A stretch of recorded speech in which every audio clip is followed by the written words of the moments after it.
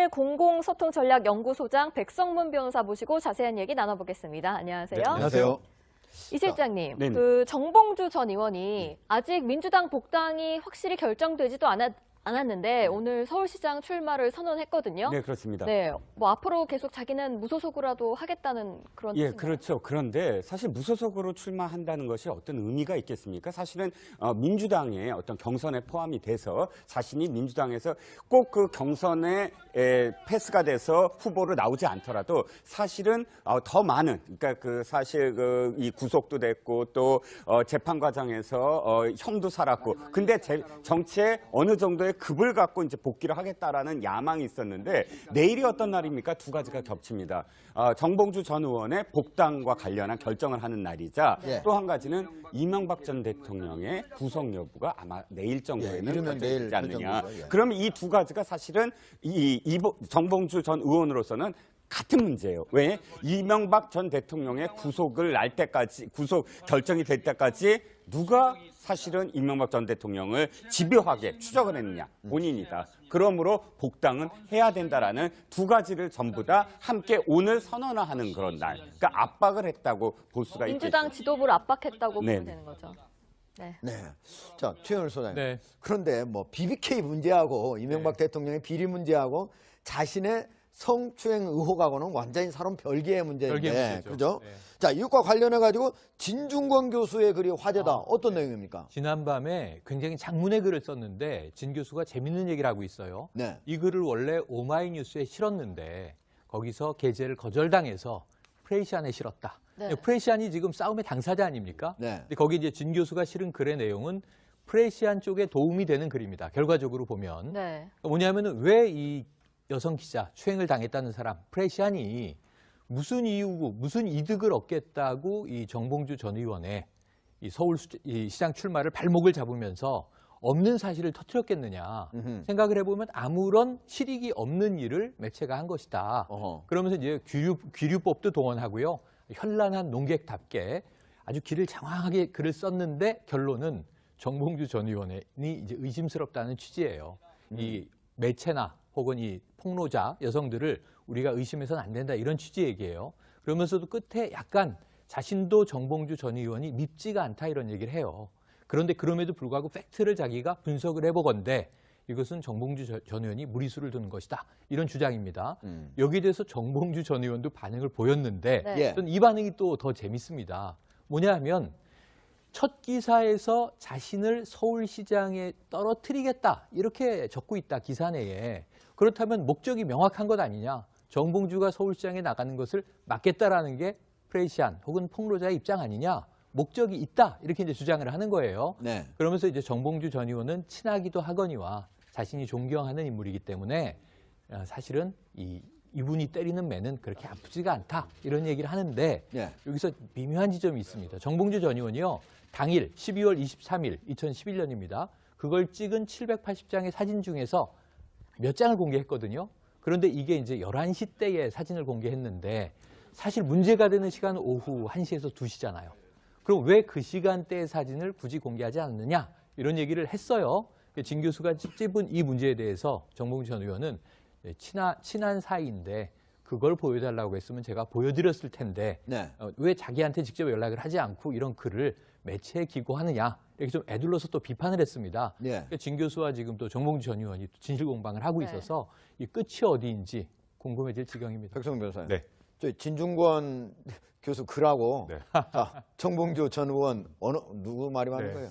뭐 제가 이걸 여기서 누구 말이 맞다고 단정하기 좀 힘들겠지만 저도 어제 그 사진 700여 장의 사진을 1분에서 5분 단위로 촬영한 그 자료를 찾았다라고 하면서 사진을 딱 한 장 공개한 게 예. 오전 11시 53분입니다. 맞아요. 낙곰수 멤버들하고 같이 이제 뭐 녹음실. 녹음실을 하고 녹음해서 그런 과정을 사진을 하나 보여줬는데 지금 말씀하셨던 것처럼 사실 정봉주 의원이 한 장만 공개할 거면 네. 1시 때나 2시 것만 딱 한 장 공개했으면 사실 끝납니다, 이거는. 그렇죠. 그렇죠. 그 1시, 11시 2시 사이에 50몇 왜 그 한 장을 굳이 공개했는데 11시 50몇 분 걸 했을까? 예. 이제 그거에 대해서 의구심을 많이 갖고 있는 거거든요. 진중권 교수도 결국 사진이 700 몇십 장이나 있다면서 1분에서 5분 단위로 있다면 1시에서 2시 사이 거 몇 개만 공개하면 끝날 건데 그걸 공개했다면 그건 없는 거 아니냐? 그러니까 2시 걸 중심으로 해서 했더라면은 그렇죠. 다른 곳에서 있었다면은 거기를 갈 시간이 없었겠지만 12시 이전이라든가 1시 이전 거라면 결국 언제든지 갈 수 있는 언제든지 갈 수 시간은 있다는 되는 거 거예요. 아닙니까? 그러니까 이게 1시에서 2시 사이 거 사진 하나만 공개했으면 아마 민주당에서 지금 복당 고민도 안 할 거예요. 네. 내일 복당 심사에 당연히 복당이 될 텐데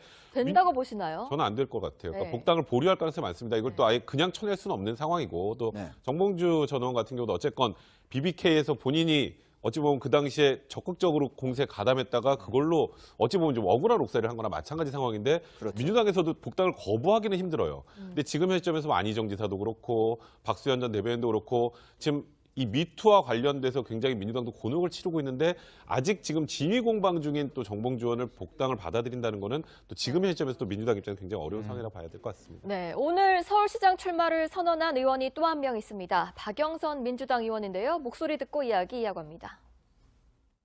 민주당원 앞에 선서합니다. 저는 문재인 정부를 성공시키는 강단 있는 서울시장이 될 것을 선서합니다. 박영선의 이름 석자 앞에 선서합니다. 가장 사랑받는 첫 여성 서울시장이 될 것을 선서합니다. 원래 민주당 서울시장 경선이 네. 뭐 대여섯 명 이렇게 치러질 거다 예상이 그렇죠. 됐는데 네.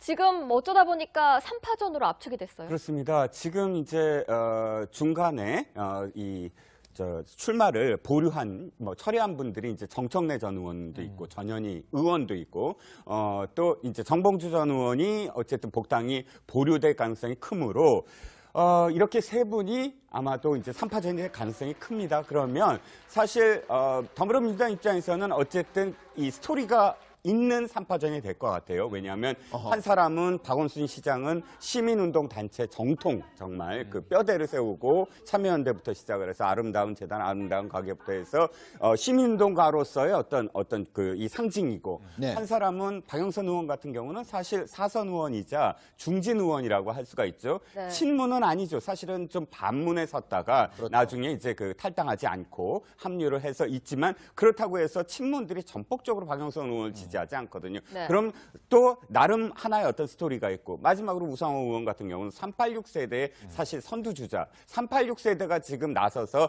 지자체 단체장이 된 건 이번 안희정 전 지사를 제외하고는 사실 상징적인 인물이 없거든요. 더군다나 서울시장이라는 어떤 면에서 대선에 나갈 수 있는 전초전이라는 어떤 부분에서는 이 3파전인 일단 스토리가 있는데 이쪽 그 자유한국당은 뭐 나중에 또 말씀을 드리겠지만 그런 스토리가 없는 부분이 있어서 사실 이 3파전이 좀 눈여겨볼 대목이긴 합니다. 네. 알겠습니다. 자, 6.13 지방선거와 관련해서 드디어 이제 남은 시간이 90일도 채 남지 않았는데요. 그래서 역시 서울시장 본격적인 이제 선거 운동이 시작되는 것 같죠. 서울시장 출마와 관련해서 이목이 쏠리는 또 한 명 있는데 한번 영상으로 먼저 만나보시겠습니다. 이제 90일도 안 남은 우리 지방선거를 위해서 당에서 꼭 필요한 일, 가장 중요한 일 하나만 꼽으라면 그게 바로 인재 영입이라고 생각했습니다. 그래서 이 일을 책임지고 하는 것이 우리 당이 이제 이번 지방선거에서 제대로 그 자리 잡을 수 있는 가장 중요한 일이라는 그런 판단에 이렇게 맡게 됐습니다. 제가 출마할까 봐 무섭다는 표현으로 받아들였습니다. 네. 자, 앞쪽에서는 인재 영입위원장을 하겠다. 네. 그 얘기는 서울시장 안 나가겠다 이렇게 저는 들었는데 또 네. 뒤에 가서는 예. 제가 출마하겠다는 걸 무섭다 이런 걸로 알아들었다 하는 거 보면 또 네. 출마하겠다 이런 뜻으로도 느껴지고. 그러니까 아직까지는 출마 선언하지 않았고 보류하고 있는 상태인데 예. 많은 전문가들이 관측컨대 필이 나온다. 지금 이렇게 보고 있는 거고요. 네. 나오지 않을 수가 없다. 이제 이런 이제 관측들을 하고 있습니다. 왜냐하면 안철수 전 대표 아직 대권 포기 안 했잖아요. 차기 대권을 향해 가잖아요. 지난 대권에 실패했지만 그렇다면 반드시 딛고 넘어가야 할 뭔가 정치적인 교두보가 있어야 되는데 서울시장만 한 것은 없죠. 서울시장은 대권으로 가는 지름길이기도 하거니와 그럼 반드시 이번에 사직생으로 이제 던져야 되는 시점인데 자, 우리 안철수 전 대표 하면은 늘 안철수의 시간이 있고요. 네. 이 별명이 장고입니다. 장고. 장고. 네. 길게 고민을 하는 거죠. 네. 아, 예. 아직 선언 타이밍이 아니다. 하지만 저는 거의 90% 이상 내심 결정하고 있지 않은가. 그런데 문제는 안철수 혼자서는 어렵다는 거예요, 이번 판은. 네. 정치 세력이 필요한데 두 세력이 합쳤는데 그 시너지가 잘 안 보입니다. 강하지 않잖아요, 아직 바른미래당이. 그래서 당대표 내려놓고 백의종군 했다가 지난주에 당무 복귀했는데 그게 인재영입위원장입니다. 네. 그 인재영입위원장은 안철수 세력을 다시 규합해서 지방선거에서 혼자가 아니라 이게 어벤져스 같은 군단을 좀 보여줘야 되는데 네. 그 일을 먼저 꾸려놓고 투스텝으로 가겠다는 걸로 저는 읽습니다. 원스텝은 주변 세력을 좀 돈독하게 다져보겠다. 이 국민들이 좋아할 만한 인물들을 조금 모아보겠다. 그리고 나서 그 중심에 내가 서겠다.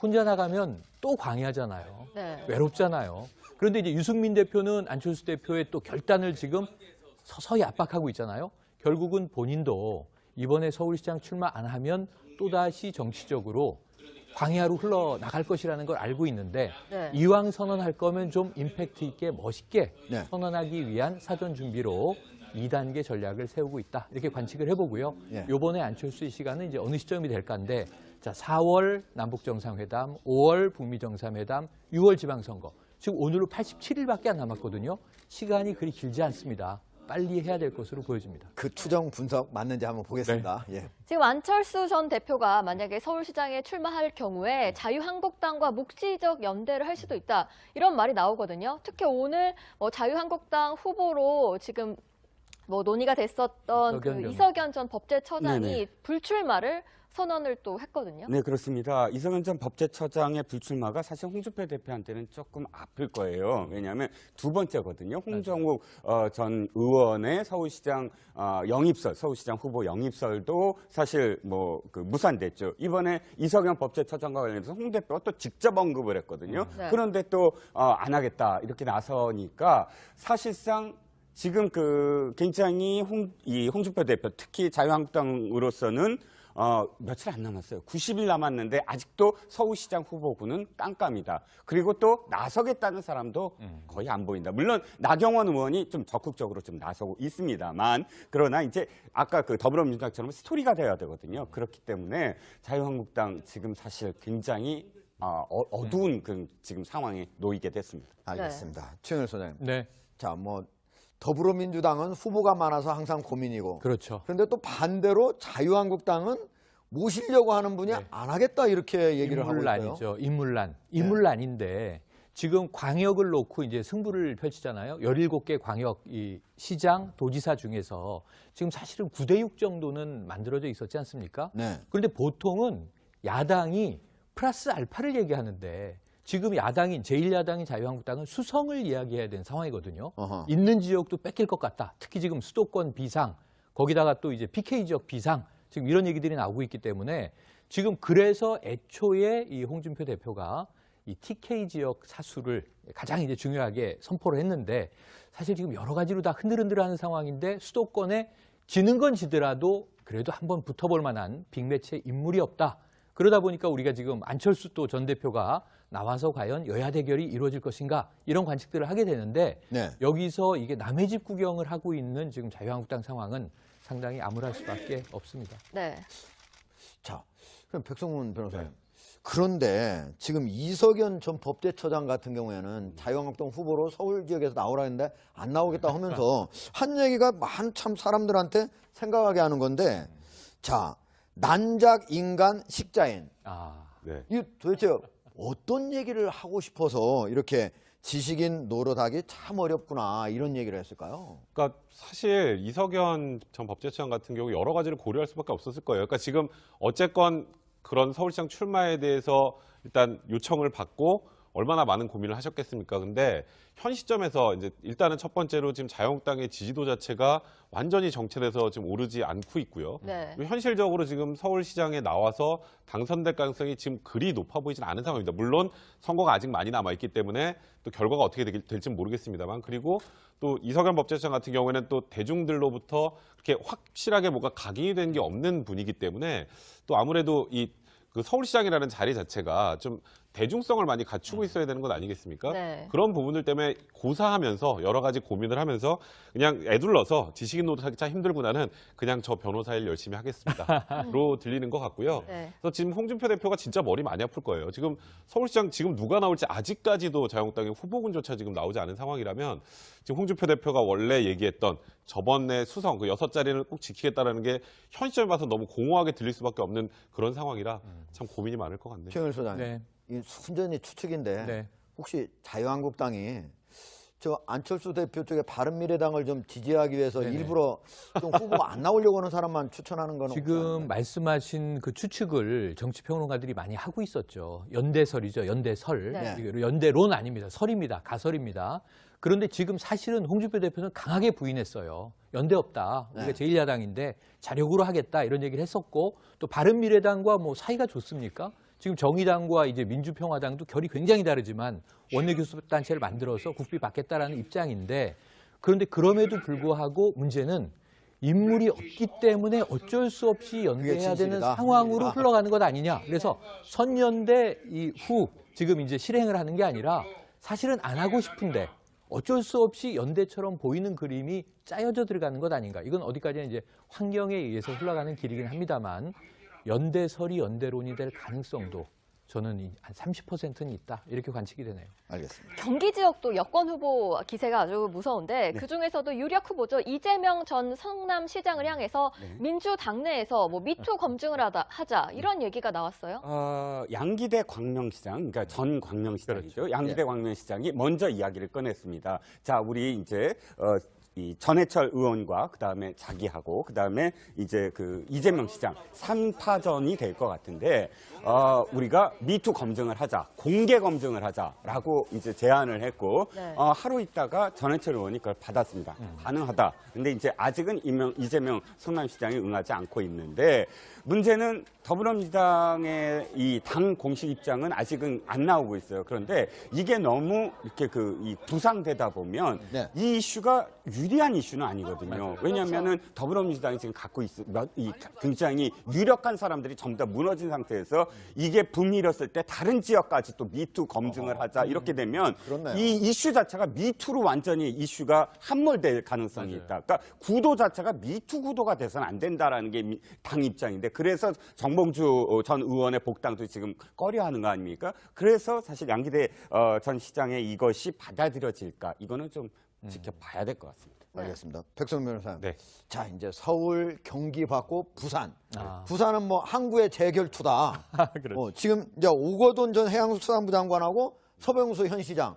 과거 4년 전에도 아주 근소한 차이였죠. 1.3%포인트였으니까 그때도 거의 정말 아슬아슬하게 이제 서병수 시장이 그 당시에 당선이 된 건데 네. 사실 부산은 지금 리턴 매치의 가능성이 굉장히 높아질 수밖에 없습니다. 일단 김영춘 해수부 장관 불출마 선언하고 그리고 서병수 현 시장의 뭐 지금 뭐 박민식 전 의원이 일단 도원장을 냈는데 네. 지금 현 시점에서는 현실적으로 서병수 시장이 다시 나올 가능성이 많을 것 같은데요. 그러니까 지금 어찌 보면 이번 지방선거 가장 중요한 지역 중에 하나가 아닌가 싶어요. 네. 그러니까 만약에 자유한국당이 부산에서 PK에서도 자리를 내주게 되면 네. 홍준표 대표의 대표직이 위태로울 상황이 될 수밖에 없기 때문에 이번에 홍준표 대표도 굉장히 공을 들일 수밖에 없는 구조거든요. 그러니까 저번과 지금은 일단 분명히 또 환경도 좀 많이 다르죠. 지금은 현재 어쨌건 민주당이 집권을 하고 민주당의 지지율이 어쨌든 자유한국당보다 계속 높은 상황이고 부산에서도 여론조사상으로 뭐 오거돈 시장이 더 높게 나오는 것으로 지금 현재 나오고 있는데 그래서 지금 자유한국당이 뭐 서울시장도 서울시장이지만 이 부산시장 자리를 뺏기면 안 된다는 것 때문에 아마 총력전을 펼칠 가능성이 많고요. 아마 김무성 전 대표도 여기에 뛰어들어서 최대한 많은 선거전을 하지 않을까 싶습니다. 그 경남에서는 문재인 대통령의 최측근이죠. 김경수 의원이 출마하겠다는 말이 지금 계속 나오고 있거든요. 민주당에서는 필승 카드다 이렇게까지 부르고 있어요. 네. 그런데 이제 압도적입니까? 김경수 의원이 결심을 아직 못했어요. 그래서 공개적으로 내가 도지사 출마한다. 지금 이제 현재는 의원 신분이지 않습니까?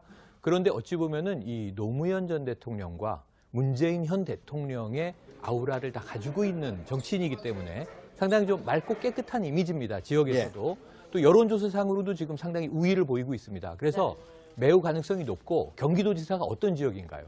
지금 사실은 경남도지사. 네. 경남도지사가 이제 어떤 지역인가요? 여기가 이제 지금 홍준표 대표가 전 도지사였는데 버리고 나온 지역이잖아요. 그렇네요. 지금 권한대행 지역입니다. 네. 여기를 이 여당이 민주당에게 뺏기면 홍준표 대표는 바로 치명타입니다. 만약에 김경수 의원이 이번에 경남지사가 된다면 네. 민주당 당적을 가지고서는 처음으로 당선이 되는 거죠. 맞습니다. 그렇습니다. 경남지사로는요. 예전에 보면 이제 과거에 그 김두관 지사라든가 이런 인물들이 있긴 했지만 그때는 또 정치 지형이 많이 달랐죠. 지금하고. 그래서 더불어민주당으로는 이제 최초의 경남도지사가 되는데 지금 이것 때문인가요? 정치적인 해석을 보면 이게 대통령직은 정치적인 중립입니다만 문재인 대통령이 부산을 많이 가세요. 네. 근데 그거는 뭐 또 명분이 있습니다. 취임 후 이 지역- 10번 정도. 예, 이 지역에 노모도 계시고 아하. 또 양산에 집이 있기 때문에 양산은 부산 바로 옆 아니겠습니까? 그래서 이제 이 여러 차례 공적으로 사적으로 이제 찾은 지역이기도 한데 네. 사실은 그 자체가 민주당이 이제 경남도를 이번에 확실히 확보하겠다는 의지를 보이는 것으로 간접적으로 해석하는 또 시각들이 많아서 한번 정말 아까 뭐 이 부산이 OK 목장의 결투 같은 OS 항구의 결투거든요. 왜냐면 오거돈, 서병수. 그런데 경남도지사가 만만치 않은 격전 지역이 될 것 같습니다. 네. 알겠습니다. 자, 서울, 경기, 부산, 경남까지 핵심 선거지에 대한 분석은 여기서 마치고요. 다음 주제 보시겠습니다.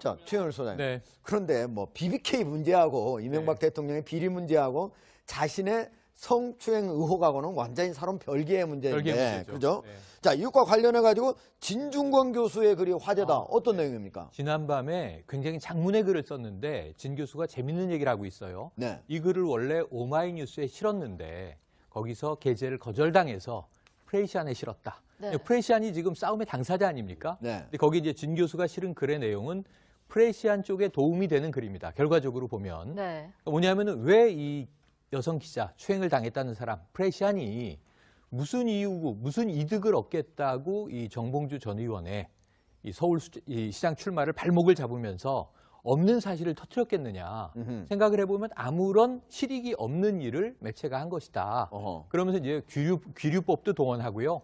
현란한 농객답게 아주 길을 장황하게 글을 썼는데 결론은 정봉주 전 의원이 이제 의심스럽다는 취지예요.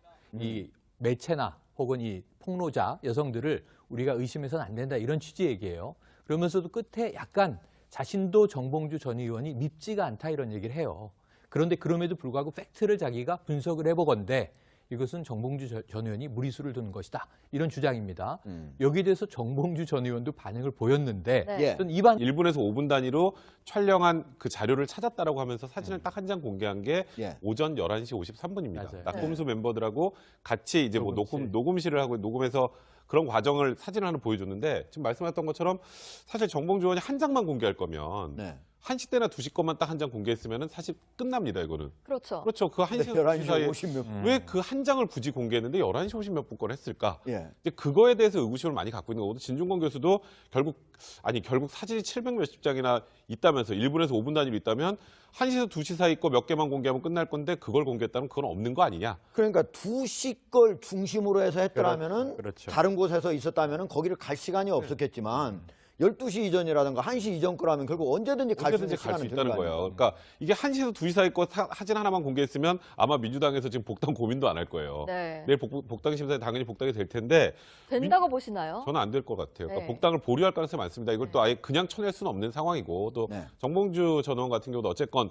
BBK에서 본인이 어찌 보면 그 당시에 적극적으로 공세에 가담했다가 그걸로 어찌 보면 좀 억울한 옥살이를 한 거나 마찬가지 상황인데 그렇죠. 민주당에서도 복당을 거부하기는 힘들어요. 근데 지금의 시점에서 안희정 지사도 그렇고 박수현 전 대변인도 그렇고 지금 이 미투와 관련돼서 굉장히 민주당도 곤혹을 치르고 있는데 아직 지금 진위 공방 중인 또 정봉주 의원을 복당을 받아들인다는 거는 최영일 공공소통전략연구소장 백성문 변호사 모시고 자세한 얘기 나눠보겠습니다. 안녕하세요. 네, 안녕하세요.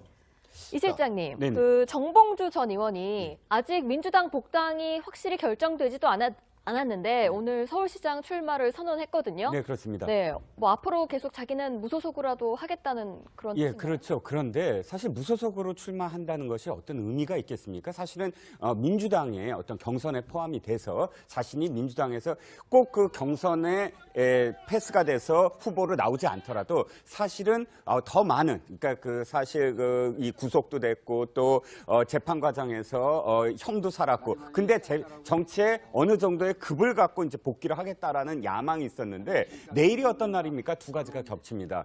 정봉주 전 의원의 복당과 관련한 결정을 하는 날이자 예. 또 한 가지는 이명박 전 대통령의 구속 여부가 아마 내일 정도에는 이르면 내일 결정되지 않느냐. 결정되죠. 예. 그러면 이 두 가지가 사실은 정봉주 전 의원으로서는 같은 문제예요. 왜? 이명박 전 대통령의 구속 결정이 될 때까지 누가 사실은 이명박 전 대통령을 집요하게 추적을 했느냐? 본인이다. 그러므로 복당은 해야 된다라는 두 가지를 전부 다 함께 오늘 선언하는 그런 날. 그러니까 압박을 했다고 볼 수가 있겠죠. 민주당 지도부를 압박했다고 네. 보면 되는 거죠. 네. 네. 이 또 더 재밌습니다. 뭐냐면 첫 기사에서 자신을 서울시장에 떨어뜨리겠다 이렇게 적고 있다 기사 내에. 그렇다면 목적이 명확한 것 아니냐. 정봉주가 서울시장에 나가는 것을 막겠다라는 게 프레시안 혹은 폭로자의 입장 아니냐. 목적이 있다 이렇게 이제 주장을 하는 거예요. 네. 그러면서 이제 정봉주 전 의원은 친하기도 하거니와 자신이 존경하는 인물이기 때문에 사실은 이분이 때리는 매는 그렇게 아프지가 않다 이런 얘기를 하는데 네. 여기서 미묘한 지점이 있습니다. 정봉주 전 의원이요. 당일 12월 23일 2011년입니다. 그걸 찍은 780장의 사진 중에서 몇 장을 공개했거든요. 그런데 이게 이제 11시 때의 사진을 공개했는데 사실 문제가 되는 시간은 오후 1시에서 2시잖아요. 그럼 왜 그 시간대의 사진을 굳이 공개하지 않느냐 이런 얘기를 했어요.